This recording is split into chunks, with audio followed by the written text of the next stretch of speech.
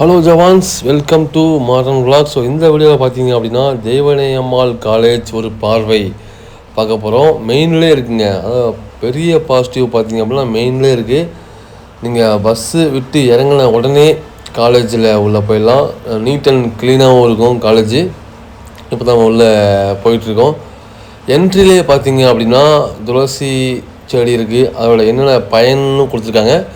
இந்த மாதிரி ஒவ்வொரு பிளேஸில் வைக்கும்போது நமக்கு ரொம்ப யூஸ்ஃபுல்லாக இருக்கும், அதாவது பப்ளிக் பீப்புளுக்கு. ஸோ என்ட்ரிலே விநாயகர் கோயில் சூப்பராக இருக்குது. நல்ல ஒரு பிளேஸ்.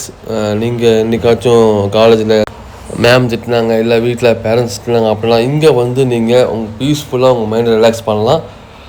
ஸோ விநாயகரை ஃபஸ்ட்டு விநாயகர், அப்புறம் பார்த்தீங்க அப்படின்னா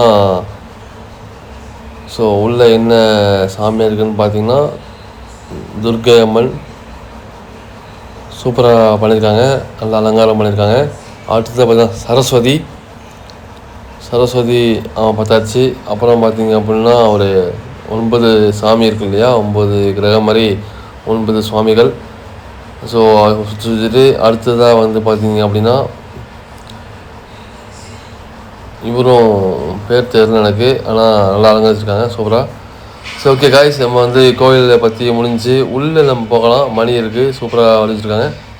அடுத்ததாக பார்த்தீங்க அப்படின்னா காலேஜில் நல்ல ஒரு பிளேஸ், நல்ல ஒரு நல்ல இயற்கையான காற்று, மரங்கள், நல்லா சூப்பராக இருக்குது காலேஜில் எந்த குறையும் இல்லை. ஆனால் இதுக்கு மேலே தான் பெரிய ஒரு சின்ன நெகட்டிவ் இருக்குது. பெரிய நெகட்டிவ்னு சொல்லலாம், சின்ன நெகட்டிவ்னு சொல்லலாம்.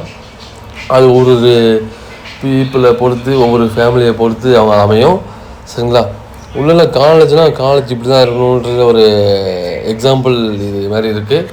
ஸோ அச்சீவர்ஸ் போர்டு நேம்ஸ்லாம் வந்து போர்டில் இருக்குது. அது நல்லா ஒரு ஐடியா பாருங்கள். அதே மாதிரி இந்த காலேஜில் என்ன பெரிய நெகட்டிவ்னு பார்த்தீங்க அப்படின்னா ஃபீஸ் ஸ்ட்ரக்சர். ஃபீஸ் பார்த்தீங்க அப்படின்னா ஹெவியும் சொல்ல முடியாது, ரொம்ப சொல்ல முடியாது, மீடியமான ஹெவியாக தான் இருக்குது, சரிங்களா. அதாவது எம்ஏ இங்கிலீஷுக்கு பொறுத்தளவுக்கு 15K வாங்குறது ரொம்ப அதிகம் தான். ஒரு 10-12 வாங்கலாம், ஓகேங்களா. ஒரு 10-12 வாங்கலாம் எம்ஏ இங்கிலீஷுக்கு.